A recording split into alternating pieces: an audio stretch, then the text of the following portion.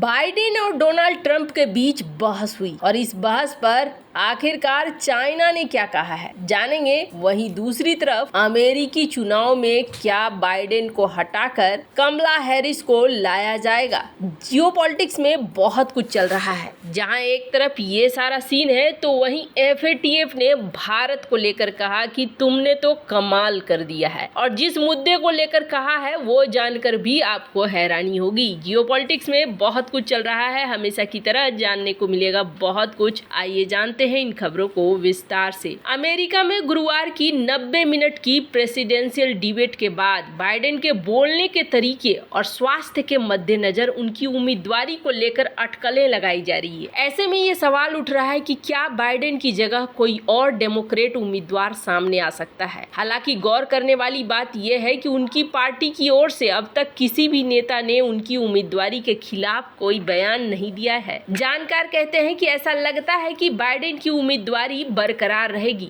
Biden की party का convention अगस्त में होगा और डेमोक्रेटिक पार्टी के उम्मीदवार के आधिकारिक सिलेक्शन का ऐलान 19 से 22 अगस्त को शिकागो में डेमोक्रेटिक नेशनल कन्वेंशन में होगा। अगर उससे पहले बाइडेन हटते हैं तो फिर उम्मीदवारी के लिए कन्वेंशन का रास्ता सबके लिए खुला होना तय है। हालांकि जानकार मानते हैं कि डेमोक्रेटिक पार्टी ऐसा करने से बचना चाहेगी। अंतर्राष्ट्रीय मामलों के जानकार अमिताभ सिंह कहते हैं कि डेमोक्रेटिक पार्टी के पास बाइडेन का समर्थन करने के अलावा कोई विकल्प नहीं है। बाइडेन बहुत अनुभवी हैं, वो कई प्रशासनिक और सरकारी पोजीशन पर रहे हैं। इसके बावजूद डेमोक्रेटिक के नेताओं के अंदर ऐसी सोच तभी आ सकती है जब बाइडेन हार रहे हों। ऐसे में बेहतर विकल्पों में बाइडेन की रनिंग मेट कमला हैरिस का नाम सामने आता है, लेकिन इसका अधिकार भी राष्ट्रपति के पास ही होता है। वो किसे अपना रनिंग मेट चुने। लेकिन उम्मीदवार बदलने का मसला सिर्फ एक व्यक्ति को बदलने का नहीं है, बल्कि फंडर्स से लेकर कार्यकर्ता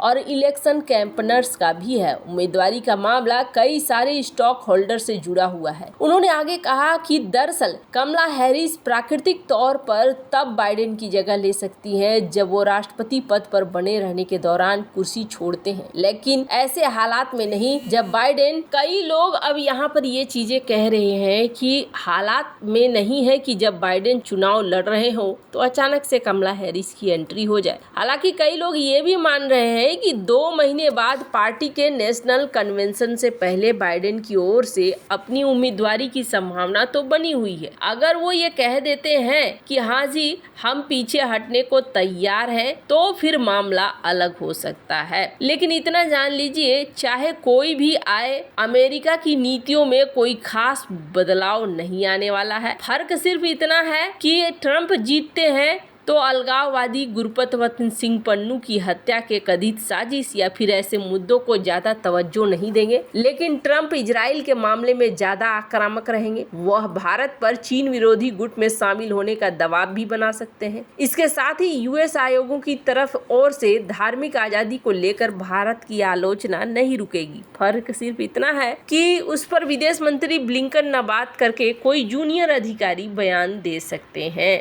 खैर, अब अमेरिका को लेकर चाइना भी हंस रहा है। स्क्रीन पर एक आर्टिकल देखिए। जब चाइना से पूछा गया कि हाँ जी वो बहस कैसा रहा, तो चाइना ने कहा कि बहस तो देखकर बड़ा मजा आया। बात भी सही है। कई बार ऐसे मोमेंट आए, स्क्रीन पर आप देख सकते हैं, जिसपे ये कहा गया कि बाइडेन ने ट्रंप को मोटा कहना शुरू कर दिया, पर्सनल चीजें कहनी शुरू कर दी, कौन सबसे बढ़िया गोल्फ खेलता है वगैरह वगैरह, और भी कई सारी ऐसी चीजें भी कही गई जो कि इस बहस में कहना कहीं से भी उचित नहीं दिख रहा था। खैर, जहां एक तरफ ये सब कुछ हो रहा है, वहीं दूसरी तरफ FATF ने कुछ ऐसा किया है जो पड़ोसी पाकिस्तान को बिल्कुल भी अच्छा नहीं लगेगा। FATF ने भारत की गजब की तारीफ करी है और कहा है कि भारत ने तो कमाल कर दिया है। वित्तीय कार्रवाई बल यानी कि FATF ने शुक्रवार को सिंगापुर में हुई अपनी पूर्ण बैठक के दौरान मनी लॉन्ड्रिंग पर भारत की पारस्परिक मूल्यांकन रिपोर्ट को स्वीकार किया और आतंकवाद के खिलाफ भी भारत की कार्रवाई की प्रशंसा की है। सरकार ने इस कदम की सराहना करते हुए कहा है कि ये एक महत्वपूर्ण मील का पत्थर है। 3 दिवसीय पूर्ण बैठक के अंत में अपने संक्षिप्त बयान में एफएटीएफ ने कहा कि भारत अपने मानदंडों के साथ टेक्निकली बहुत ही उच्च स्तर पर पहुंच गया है और मनी लॉन्ड्रिंग, टेरर फंडिंग के खिलाफ भारत की कोशिशों के बढ़िया नतीजे आ रहे हैं। हालांकि एफएटीएफ ने कहा कि भारत को धन शोधन और आतंकवाद के वित्त पोषण के मुकदमों की सुनवाई करने में होने वाली देरी का समाधान करने की जरूरत है और उन्होंने कहा कि गुणवत्ता और निरंतरता समीक्षा पूरी होने के बाद देश के संबंध में अंतिम मूल्यांकन रिपोर्ट प्रकाशित की जाएगी। कहा जा रहा है कि भारत को नियमित फॉलोअप श्रेणी दिया गया है, जिसका मतलब ये है कि भारत कहीं ज्यादा बेहतरीन स्थिति में है। ये जो 26 और 28 जून को एफएटीएफ की पूर्ण बैठक में ये सारी चीजें कही गई कि भारत ने जिस तरीके से अपने पूरे सिस्टम को हैंडल किया है, ये हैंडल करना बहुत ही बढ़िया रहा है और इसकी वजह से भारत बधाई का पात्र है। वैसे और देशों का क्या हाल है? बात करें तुर्की, तो इस बार तुर्की को एफएटीएफ के मनी लॉन्ड्रिंग ग्रे लिस्ट से निकालकर बाहर कर लिया गया है और कहा जा रहा है कि यहाँ पर तुर्की ने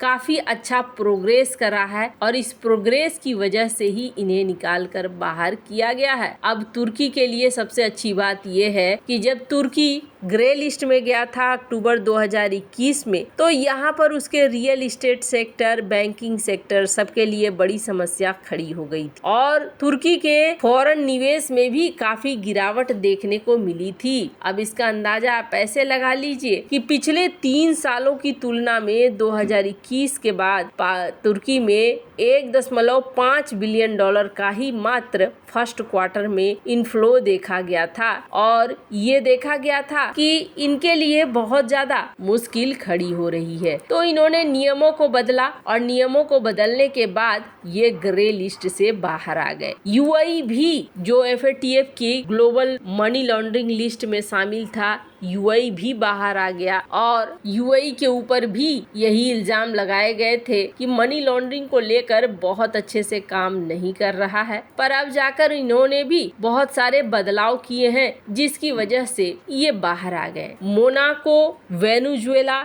इन्हें मनी लॉन्ड्रिंग केस में ग्रे लिस्ट में डाल दिया गया है। और पड़ोसी पाकिस्तान का क्या हाल है? तो पड़ोसी पाकिस्तान भी यहाँ ग्रे लिस्ट से बाहर आ गया है मनी लॉन्ड्रिंग के मामले में। हालांकि आपको बता दूं, ये तो होना ही था, इसलिए माना जा रहा है क्योंकि पाकिस्तान की आर्थिक स्थिति इस वक्त बहुत ही ज्यादा कमजोर है। ऐसे में पाकिस्तान चाहता है कि उसके देश के अंदर निवेश आए और निवेश आने के लिए वो हर रास्ते को खुला रखना चाहता है। फिलहाल के लिए पाकिस्तान भी ग्रे लिस्ट से बाहर आ गया है। पर यहाँ भारत के लिए सबसे बड़ी खुशखबरी है, भारत ने G20 नेशंस में टॉप किया है और भारत की परफॉर्मेंस को सबसे अच्छी परफॉर्मेंस बताई जा रही है। अब रेगुलर फॉलोअप का क्या मतलब होता है? रेगुलर फॉलोअप का मतलब होता है टॉप कैटेगरी। भारत को अब अगला प्रोग्रेस रिपोर्ट सबमिट करना होगा अक्टूबर 2027 और जो इनहेंस्ड फॉलोअप में है उनको आगे हर साल देना होगा। यही अंतर है। वैसे आपको क्या लगता है इन सब मामले में? आपकी क्या राय है? कमेंट कर जरूर बताएं। जल्द मिलते हैं अगले वीडियो में नई खबर के साथ।